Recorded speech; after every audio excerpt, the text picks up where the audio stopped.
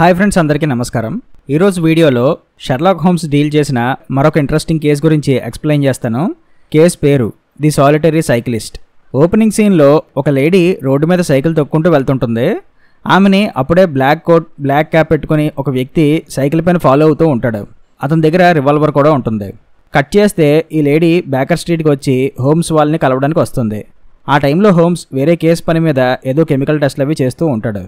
మిమ్మల్ని కలవడానికి ఎవరో ఒక అమ్మాయి వచ్చింది హోమ్స్ అని మిసెస్ హడ్సన్ వచ్చి చెప్తే, నేను వేరే కేసు పని మీద ఉన్నాను, ఇప్పుడు కలవడం కుదరదని ఆమెకి చెప్పేయండి అని హోమ్స్ అంటాడు.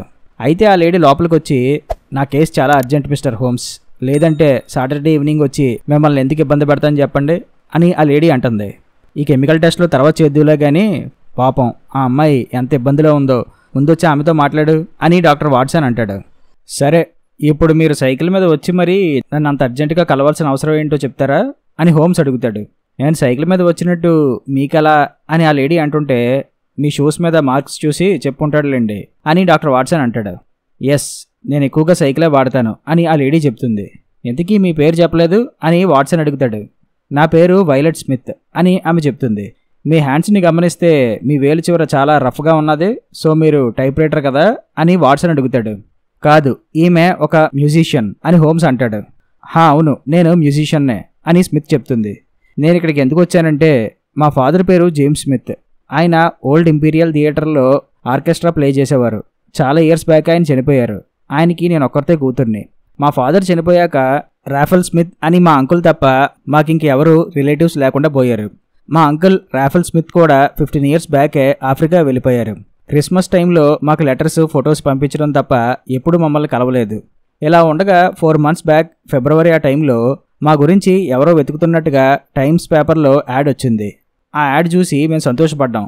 ఎందుకంటే అసలే పేదరికంలో ఉన్నాం కదా, ఎవరో మా గురించి వెతుకుతున్నారంటే మాకు రావాల్సిన ఆస్తులు ఏమైనా ఉన్నాయేమోనని.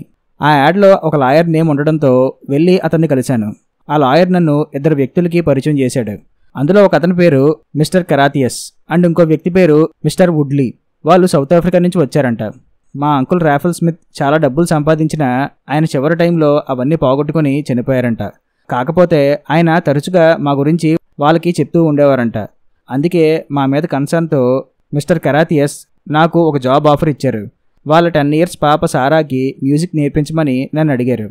మా మదర్ని వదిలేసి నేను వేరే ఊరు రాలేనని వాళ్ళకి చెప్తే, మిస్టర్ కెరాథియస్ నాకు ఇయర్కి 100 pounds ఇస్తానన్నారు. బయట ఉన్న ప్రైజ్ డబుల్ ఇస్తాననడంతో నేను ఆ జాబ్కి ఒప్పుకున్నా. ఎవ్రీ వీకెండ్ నేను మా మదర్ని చూడడానికి వెళ్తానని చెప్పా. అందుకు ఆయన ఒప్పుకున్నారు. సో ఎవ్రీ వీకెండ్ లండన్ రావడానికి కారణం ఇదే, మా అమ్మను చూద్దామని. కొన్ని months వరకు అంతా బాగానే ఉంది. మిస్టర్ కెరాథియస్ ఇంట్లోనే వాళ్ళ అమ్మాయి సారాకి నేను మ్యూజిక్ నేర్పిస్తూ ఉండేదాన్ని. ప్రతి మండే మార్నింగ్ నేను లండన్లో ట్రైన్ ఎక్కి మిస్టర్ కెరాథియస్ ఉన్న ఊరు వెళ్ళేదాన్ని. అక్కడ స్టేషన్లో దిగి అక్కడి నుంచి సైకిల్ ద్వారా కెరాథియస్ ఇంటికి చేరుకునేదాన్ని. ఇలా అంత రెగ్యులర్గా జరుగుతూ ఉండేది. ఒకరోజు మిస్టర్ కెరాథియస్ ఇంటికి అతని ఫ్రెండ్ మిస్టర్ వుడ్లీ వచ్చాడు 1 week అక్కడే ఉండడానికి. కానీ 3 months వరకు అక్కడే ఉన్నాడు. వాడిని చూస్తేనే నాకు ఒళ్ళు మండేది. వాడి ఏదో సిగరెట్ స్మెల్. ఒకరోజు డిన్నర్ అయ్యాక మిస్టర్ కెరాథియస్ ఎవరినో కలవడానికని చెప్పి బయటికి వెళ్ళాడు. అప్పుడే ఈ వుడ్లీ నా దగ్గరికి వచ్చి వాడు గొప్పలవి చెప్పి నన్ను పెళ్లి చేసుకుంటానని ఫోర్స్ చేశాడు. అంతలో మిస్టర్ కెరాథియస్ వచ్చి వుడ్లీని అడ్డుకున్నాడు. ఆ తర్వాత వుడ్లీని బయటికి గెంటేశాడు. జరిగిన దానికి మిస్టర్ కెరాథియస్ నాకు సారీ చెప్పి మళ్ళీ ఇలాంటి మిస్టేక్ జరగకుండా చూసుకుంటానని నన్ను అక్కడే వర్క్ చేయమని అడిగాడు. అందుకు నేను ఒప్పుకున్నా. ఇలా ఉండగా నాకు సిరిల్ మోర్టన్ అనే ఒక వ్యక్తితో ఎంగేజ్మెంట్ అయ్యింది. ఆ విషయం వాళ్ళకి ఎప్పుడూ చెప్పలేదు నేను. ఆ వుడ్లీ వెళ్ళిపోయాక అంతా బాగానే ఉంది అనుకున్న టైంలో నన్ను ఈ మధ్యన ఒక వ్యక్తి ఫాలో చేయడం మొదలుపెట్టాడు.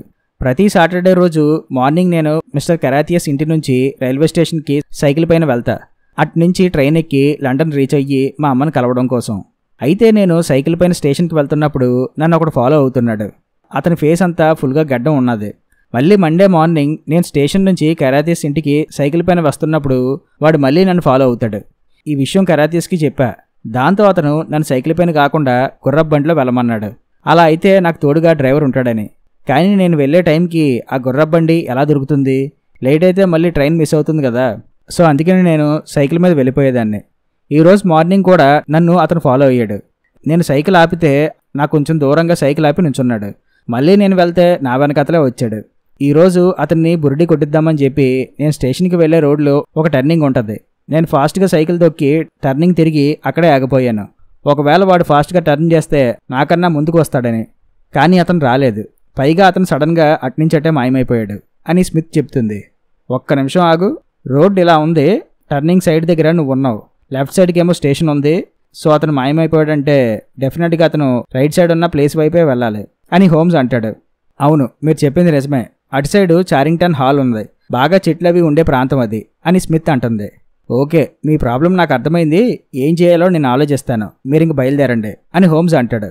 తర్వాత స్మిత్ అక్కడి నుంచి వెళ్ళిపోతుంది. మండే రోజు స్మిత్ మళ్ళీ లండన్ నుంచి బయలుదేరి రైల్వే స్టేషన్కి వెళ్ళి అక్కడి నుంచి కరాతీస్ ఇంటికి వెళ్తుంది కదా. సో ఆ టైంలో మళ్ళీ వాడు స్మిత్ని ఫాలో అవుతాడు కాబట్టి వాట్సన్ని ముందుగానే అక్కడికి వెళ్ళి వాడిని అబ్జర్వ్ చేయమని హోమ్స్ చెప్తాడు. హోమ్స్కి వేరే పని ఉండడం వల్ల వాట్సన్ని వెళ్ళమంటాడు. హోమ్స్ చెప్పినట్టే వాట్సన్ ఆ రోడ్ దగ్గరికి వెళ్తాడు. ఆ రోడ్కి లెఫ్ట్ సైడ్ అంతా ఖాళీ ప్రదేశం, రైట్ సైడ్ ఫుల్గా చెట్లవి ఉంటాయి. ఆ ఫాలో అయిన వాడు రైట్ సైడ్ ఉన్న చెట్ల సైడే వెళ్తాడు కాబట్టి వాట్సన్ లెఫ్ట్ సైడ్ ఖాళీగా ఉన్న ఒక ప్లేస్ దగ్గర దాక్కుని అబ్జర్వ్ చేస్తాడు. కాసేపటికి ఆ రోడ్ సైడ్కి స్మిత్ని ఫాలో అవుతున్న ఫాలోవర్ ఆ సైకిల్ పైన వచ్చి ఆ చెట్ల సైడ్కి వెళ్ళి దాక్కుంటాడు. ఆ తర్వాత స్టేషన్ నుంచి వస్తూ ఆ రోడ్ సైడే వెళ్తుంది స్మిత్. స్మిత్ వీడిని క్రాస్ అవ్వగానే ఆ ఫాలోవర్ మళ్ళీ ఆమెను ఫాలో అవుతాడు. వాట్సన్ దూరంగా నుంచొని అదంతా గమనిస్తూ ఉంటాడు. స్మిత్ని వాడు ఫాలో చేయడంతో ఆమె కోపం వచ్చి సైకిల్ టర్న్ చేసి వాడి వైపే వెళ్తుంది. వాడు సైకిల్ తిప్పి అక్కడి నుంచి ఫాస్ట్గా తొక్కుంటూ పారిపోతాడు. వాడు మిస్ అవ్వడంతో స్మిత్ మళ్ళీ వెనక్కి వచ్చి కరాతీస్ ఇంటికి వెళ్తుంది. వాడు మళ్ళీ ఆమెను ఫాలో అవుతాడు. తర్వాత అక్కడి నుంచి ఆ చెట్ల సైడ్ వెళ్ళిపోతాడు. కాసేపటి తర్వాత వాట్సన్ వాడు వెళ్ళిన ఆ చెట్ల సైడే వెళ్తాడు. అక్కడ ఏదో బోర్డు ఉంటుంది, దానిపైన ఉన్నది నోట్ చేసుకుని తిరిగి లండన్కి వెళ్ళి హోమ్స్ని కలిసి జరిగిన విషయం చెప్తాడు. వాట్సన్, నువ్వు దూరంగా నుంచుంటే ఆ ఫాలో అయిన వాడు ఎవడో నీకు ఎలా కనిపిస్తుంది చెప్పు, వేరే ప్లేస్లో దాక్కోవాల్సింది, అదీగాక విలియమ్సన్ అని అదేదో బోర్డు మీద ఉన్న పేరు చూసి నాకు తీసుకొచ్చి ఇచ్చావు, ఆ విలియమ్సన్ ఎవడో నాకు ఎలా తెలుస్తుంది చెప్పు, అక్కడే ఎక్కడో లోకల్స్ని అడిగి ఎంక్వైరీ చేయాల్సింది వాడెవడా అని, నీ వల్ల అంత టైం బొక్క, మంచి ఛాన్స్ మిస్ చేసావు, మళ్ళీ సాటర్డే వరకు వెయిట్ చేయాలి వాడెవడో తెలుసుకోవడానికి అని హోమ్స్ అంటాడు. నెక్స్ట్ సీన్లో కరాతియస్ స్మిత్ని పెళ్లి చేసుకుంటానని చెప్పి ఆమెకి ప్రపోజల్ పెడతాడు. అతనికి తెలియదు స్మిత్కి ఎంగేజ్మెంట్ అయిందని. కరాతియస్ వైఫ్ కొన్ని ఇయర్స్ బ్యాకే చనిపోయింది. స్మిత్ చాలా మంచి అమ్మాయి అని తెలియడంతో ఆమెను పెళ్లి చేసుకుందాం అనుకుంటాడు కరాతియస్. నెక్స్ట్ రోజు స్మిత్ ఈ విషయమే లెటర్లో రాసి హోమ్స్ వాళ్ళకి పంపుతుంది. ఆ లెటర్ హోమ్స్ చదువుతాడు. నెక్స్ట్ సీన్లో మనకి ఆ విలియమ్సన్ని చూపిస్తారు. తర్వాత హోమ్స్ కూడా ఆ ఊరికి వెళ్ళి అక్కడున్న ఒక లోకల్ బార్లోకి వెళ్ళి అక్కడ పనిచేసే ఒక వ్యక్తికి మనీ ఇచ్చి ఆ విలియమ్సన్ గురించి ఇన్ఫర్మేషన్ అడుగుతాడు. ఆ విలియమ్సన్ ఇప్పటి వరకు బార్లోనే తాగి బయటికి వెళ్ళిపోయాడు సార్ అని అతను చెప్తాడు. ఓకే, ఆ విలియమ్సన్ ఎలాంటి వాడు అంటే అతనికి రెస్పెక్ట్ అది ఉందా లేక పెద్ద ఎదవా అని హోమ్స్ అడుగుతాడు. పెద్ద గౌరవించే మనిషి కాదు, అలాగని పెద్ద ఎదవా కాదు సార్, మధ్యస్థంగా ఉంటాడంతే. ఇంతకుముందు చర్చ్ ఫాదర్గా ఉండేవాడు, తర్వాత ఏదో ప్రాబ్లమ్స్ క్రియేట్ చేయడంతో వాడిని తీసేశారు అని అతను చెప్తాడు. సరే, ఆ కరాతియస్ గురించి చెప్పు అని హోమ్స్ అడుగుతాడు. ఆయన మంచి వ్యక్తే సార్, ఆ ఇంట్లో పనిచేసే వాళ్ళు కూడా ఇక్కడ లోకల్ పీపులే, అందరూ బాగానే ఉంటారు, వీకెండ్స్ అప్పుడప్పుడు మేము వాళ్ళ ఇంట్లోనే కలుస్తుంటాం అని అతను చెప్తాడు. ఓకే, ఆ ఇంట్లో ఇదివరకు మరొక వ్యక్తి ఉండేవాడు కదా, వాడి పేరు వుడ్లీ, వాడి గురించి నీకేమైనా తెలుసా అని హోమ్స్ అడుగుతాడు. మీరు నా గురించేనా అడుగుతుంది అని అక్కడే ఉన్న వుడ్లీ హోమ్స్ దగ్గరికి వచ్చి అడుగుతాడు.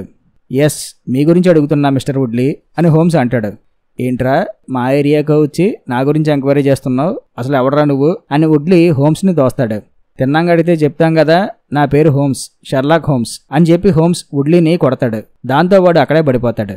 నెక్స్ట్ సీన్లో హోమ్స్ ఇంటికి వెళ్ళి వాట్సన్ చేత ట్రీట్మెంట్ చేయించుకుంటాడు. తర్వాత దెబ్బలు తిన్న ఆ వుడ్లీ కరాతీస్ ఇంటికి వచ్చి అతనికి ఏదో పేపర్ అది చూపించి అతనితో మాట్లాడతాడు. అప్పుడే వాడిని స్మిత్ గమనిస్తుంది. వుడ్లీ మళ్ళీ ఎందుకు వచ్చాడని ఆమె కరాతియస్ని అడుగుతుంది. నువ్వేం కంగారు పడుకో, వాడి ఇంట్లోకి రాడులే, వాడికి వార్నింగ్ ఇచ్చాను కదా, ఈ ఏరియాలోనే వాడు ఉంటున్నాడంట అని కరాతియస్ చెప్తాడు. దాంతో స్మిత్ ఇంకా కరాతియస్ ఇంట్లో వర్క్ చేయడానికి ఇష్టపడదు. ఆ ఉద్యోగం మానేస్తున్నా అని చెప్పి హోమ్స్కి లెటర్ రాస్తుంది. ఈ సాటర్డేయే తన ఉద్యోగం మానేసి ఆమె ఇంటికి వెళ్ళిపోతుందని ఆ లెటర్లో ఉంటుంది. ఆ లెటర్ చదువుతాడు వాట్సన్. పోనీలే, ఉద్యోగం ఉన్నంత వరకు ఆమెకి ఎప్పుడూ గుర్రబండి అరేంజ్ చేయలేదు ఆ కరాతియస్, ఫైనల్గా ఈ సాటర్డే అరేంజ్ చేశాడనమాట అని వాట్సన్ అంటాడు. ఈ సాటర్డే తన కష్టాలన్నీ తీరిపోతాయని చెప్పి ఆమె అందులో రాసింది. అది చదివిన తర్వాత నాకెందుకో డౌట్ కొడుతుంది. రేపే సాటర్డే, మనం అక్కడికి వెళ్ళాలి అని హోమ్స్ అంటాడు. నెక్స్ట్ రోజు స్మిత్ తన లగేజ్ అది ప్యాక్ చేసుకుని కరాతియస్ అరేంజ్ చేసిన గుర్రబండిలో ఆమె వెళ్తుంది. హోమ్స్ అండ్ వాట్సన్ కూడా అక్కడికి వస్తారు. స్మిత్ అప్పుడే అక్కడి నుంచి వెళ్ళిపోతుండడం గమనించి హోమ్స్ అండ్ వాట్సన్ ఆమె దగ్గరికి వెళ్ళాలని చెప్పి పరిగెడతారు. అయితే అంతలోనే స్మిత్ వెళ్తున్న గుర్రబండిని ఎవరో ఆపేస్తారు. హోమ్స్ అండ్ వాట్సన్ అక్కడికి వెళ్ళేసరికి అక్కడ గుర్రబండి ఉంటుంది కానీ అందులో స్మిత్ ఉండదు. హోమ్స్ అండ్ వాట్సన్ అదే గుర్రబండి ఎక్కి ఆ చెట్ల సైడ్ వెళ్తారు. అప్పుడే వాళ్ళ దగ్గరికి స్మిత్ని ఫాలో అవుతున్న ఆ వ్యక్తి వస్తాడు. ఈ గుర్రబండి మీద మీరొచ్చారేంటి అని వాడు హోమ్స్ వాళ్ళని అడుగుతాడు. ఆ మొక్క మేము అడగాలి, స్మిత్ ఎక్కడుందో చెప్పు అని హోమ్స్ అంటాడు. నాకు కూడా తెలీదు, నేను ఆమె కోసమే వచ్చాను. అసలు మీరెవరు, ఈ ఊరికి కొత్తలా ఉన్నారు అని వాడు హోమ్స్ వాళ్ళని అడుగుతాడు. ఆ తర్వాత చెప్తాం కానీ ముందు స్మిత్ ఎక్కడుందో వెతకాలి అని చెప్పి ఆ ఏరియా అంతా వెతుకుతారు. అక్కడ ఆ గుర్రబండి డ్రైవర్ కిందపడి ఉండడంతో స్మిత్ ఆ చుట్టుపక్కలే ఉందని వీళ్ళకి అర్థమవుతుంది. అంతలో స్మిత్ అరుపులు వినిపించడంతో వీళ్ళు అక్కడికి వెళ్తారు. అక్కడే ఆ విలియమ్సన్ గాడు స్మిత్కి అండ్ ఆ వుడ్లీకి పెళ్లి చేస్తుంటాడు. స్మిత్ని బలవంతంగా పెళ్లి చేసుకోవాలని చెప్పి ఆ వుడ్లీ గాడే ఇలా చేసిందని వీళ్ళకి అర్థమవుతుంది. వీళ్ళు వెళ్ళేసరికే వాళ్ళకి మ్యారేజ్ చేసేస్తాడు విలియమ్సన్. మంచి టైంకి వచ్చారు రండి, నా మ్యారేజ్ అయింది, మీ అందరికీ పార్టీ ఇస్తాను అని వుడ్లీ అంటాడు. ఎంత పని చేసావురా అని చెప్పి అతను వుడ్లీ దగ్గరికి వెళ్ళబోతుంటే వద్దు వదిలేయండి మిస్టర్ కెరాథియస్ అని హోమ్స్ అంటాడు. ఏంటి ఇతను కెరాథియసా అని వాట్సన్ షాక్ అయ్యి అడుగుతాడు. ఎస్, నేను కెరాథియస్సే అని చెప్పి కెరాథియస్ ఆ గడ్డం అది తీసేస్తాడు. తర్వాత వుడ్లీని గన్తో షూట్ చేస్తాడు. వుడ్లీ అక్కడే పడిపోతాడు. నేను చెప్పాను కదరా స్మిత్ జోలికి రావద్దని చెప్పి అని కెరాథియస్ అంటాడు.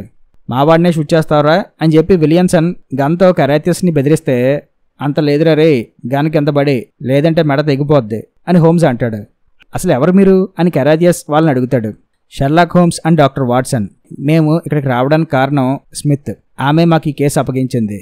చిన్న ఇటు రామ్మ, ఈ చీటీ తీసుకువెళ్ళి పోలీసులకు ఇవ్వు అని చెప్పి ఆ గుర్రబండి డ్రైవర్కి ఇచ్చి ఈ లోపుగా వెళ్ళి నేను ఇంట్రాగేట్ చేస్తానులే అని చెప్పి హోమ్స్ అంటాడు. స్మిత్కి స్పృహ ఉండదు కానీ ఆమెకి ఏం అవ్వదు.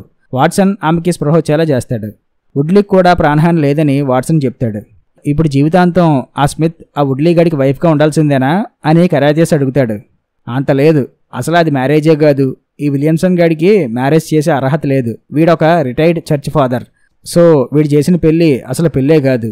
ఇది పక్కన పెట్టండి కానీ ఇప్పుడు అసలు మ్యాటర్ ఏంటో చెప్తారా కెరాథియస్, మీరెందుకు స్మిత్ని ఫాలో అయ్యేవారు అని హోమ్స్ అడుగుతాడు. రే కెరాథియస్, నిజం చెప్పామంటే నేను చంపేస్తాను అని విలియమ్సన్ కెరాథియస్తో అంటాడు. సరే మరి నాకు తెలిసింది చెప్తాను వినండి. నాకు తెలిసి ఈ కెరాథియస్, నువ్వు అండ్ ఆ వుడ్లీ మీరు ముగ్గురు సౌత్ ఆఫ్రికా నుంచి వచ్చి ఉంటారు, అవునా అని హోమ్స్ అడుగుతాడు.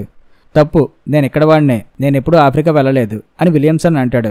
వాడు చెప్పేది నిజమే సార్, నేను అండ్ వుడ్లీ మాత్రమే ఆఫ్రికా నుంచి వచ్చాం, ఈ విలియమ్సన్ని పనిలో పెట్టింది వుడ్లీయే అని కెరాథియస్ అంటాడు. ఓకే, నీకు ఆ వుడ్లీకి ఆఫ్రికాలో ఉన్న ఆ స్మిత్ వాళ్ళ అంకుల్ రాఫెల్ స్మిత్ తెలుసు, అతనికి చాలా ఆస్తులు ఉన్నాయి, ఆ ఆస్తులు అతని తదనంతరం ఈ స్మిత్కి వస్తాయని మీకు తెలుసు, అందుకే అతను చనిపోయాడని చెప్పి స్మిత్ని నమ్మించి ఆమెను మ్యారేజ్ చేసుకుని ఆమె ఆస్తులు అవి కొట్టేయడానికి మీరు ప్లాన్ చేశారు. అందుకే స్మిత్ వాళ్ళ అంకుల్కి ఎలాంటి ఆస్తులు లేవని స్మిత్కి మీరు అబద్ధం చెప్పారు. కానీ ఈ కెరాథియస్ ఎప్పుడైతే స్మిత్ని చూశాడో ఆమెని లవ్ చేయడం స్టార్ట్ చేశాడు, అందుకే ఆమెని ప్రొటెక్ట్ చేయడం మొదలుపెట్టాడు. ఆ వుడ్లీ స్మిత్ని మ్యారేజ్ చేసుకుంటానని ఫోర్స్ చేసినప్పుడు అతన్ని కొట్టి ఇంటి నుంచి పంపించేశాడు. అది జరిగిన తర్వాత కూడా ఆమెని తన ఇంట్లోనే ఉండమని చెప్పి రిక్వెస్ట్ చేశాడు, ఎందుకంటే కెరాథియస్ స్మిత్ని లవ్ చేస్తున్నాడు కాబట్టి. అంతేనా అని హోమ్స్ అడుగుతాడు. ఎస్, మీరు చెప్పిందంతా నిజమే అని కెరాథియస్ చెప్తాడు. అందుకే స్మిత్ స్టేషన్కి వెళ్లే వరకు ఆమెను ఫాలో అయ్యేవాడిని, ఆమెని వీళ్ళు ఏమైనా చేస్తారు అన్న భయంతోనే నేను ఆమెను ఫాలో అయ్యేవాడిని. కాకపోతే నేను ఫాలో అయితే ఆమెకు డౌట్ వస్తుందనే మారువేషంలో వెళ్ళేవాడిని. కొద్ది రోజుల క్రితమే ఆఫ్రికాలో ఉన్న స్మిత్ వాళ్ళ అంకుల్ నిజంగానే చనిపోయాడని వుడ్లీకి తెలిసింది. ఆ విషయం మా ఇంటికి వచ్చి నాతో చెప్పాడు. మేము ముందుగా అనుకున్న డీల్ ప్రకారం చేయమని ఆ వుడ్లీ నన్ను బెదిరించాడు, కానీ దానికి నేను నో చెప్పా అని కెరాథియస్ అంటాడు.